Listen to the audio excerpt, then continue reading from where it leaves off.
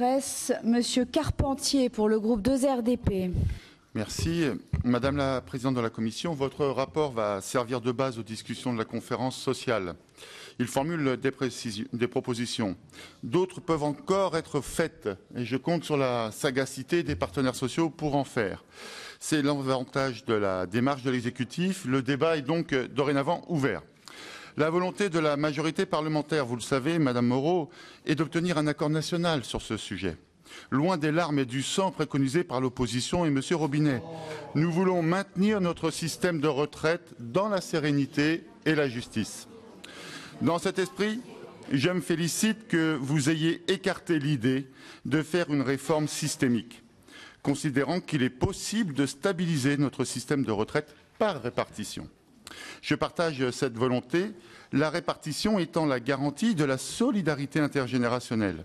Elle s'oppose ainsi à un système par capitalisation trop développé qui ouvrirait ce secteur social aux appétits des marchés financiers et fragiliserait l'avenir de nos retraites en les livrant aux fluctuations boursières comme c'est le cas dans de nombreux pays. Néanmoins, et nous sommes d'accord, notre système doit mieux s'équilibrer pour moins peser sur les comptes publics. Surtout, c'est vrai, en cette période de crise. Néanmoins, si j'observe que le financement de notre système est malade de son déficit, j'observe aussi que cette maladie n'est pas incurable et que le remède se trouve en partie dans le retour de la croissance et de l'emploi, l'austérité ayant, de ce point de vue, largement démontré sa nocivité et dangerosité. Mon second constat, qui est aussi un regret, est que votre rapport se limite à considérer les leviers traditionnels de l'assiette, comme le niveau des pensions, le montant des cotisations, la CSG.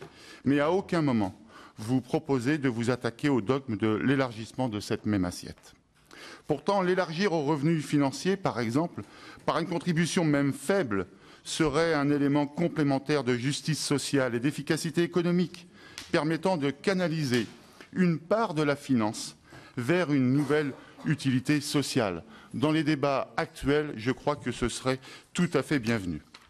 Aussi, votre proposition d'augmenter de 0,1 point les cotisations sociales d'assurance vieillesse, réparties à part égale entre salariés et employeurs, ne me paraît pas à la hauteur d'une logique nouvelle. D'autant qu'il n'est pas seulement question de retour à l'équilibre, mais aussi de trouver les moyens pour qu'une plus grande équité dans les niveaux de retraite, notamment entre les hommes et les femmes.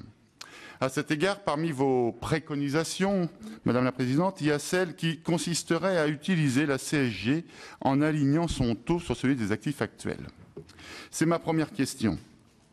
Pouvez-vous nous préciser votre raisonnement sur ce sujet, en sachant que l'exécutif s'est engagé sur la non-baisse des pensions? Dans cet esprit, qu'en est-il de la disposition également visant la réduction de l'abattement fiscal de 10%? Est-elle une disposition que vous privilégiez? Ma deuxième question portera sur l'alignement des régimes des salariés du privé et des fonctionnaires.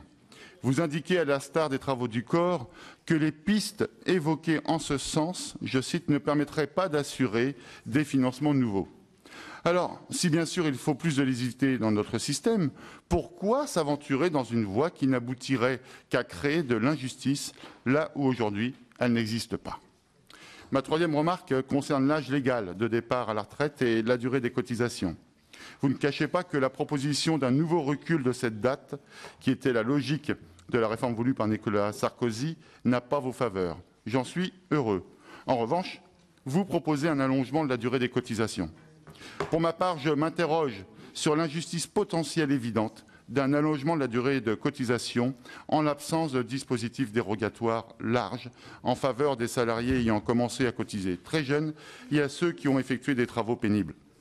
Dans cet esprit, il me semble important de retravailler sur le concept de pénibilité au travail. De plus, sur ce sujet, s'il est vrai que l'allongement de vie est un fait révélé, force est de constater aussi qu'il n'en est pas de même pour le temps de vie en bonne santé. Mais au-delà de toutes ces questions, Madame Moreau, en rallongeant le nombre d'années de cotisation, ne craignez-vous pas de modifier l'équilibre de notre système de retraite en faveur de la capitalisation et donc à terme d'approfondir encore les inégalités en créant un système à deux vitesses et faire baisser les pensions de millions de nos concitoyens? Je vous remercie. Merci, Monsieur Carpentier.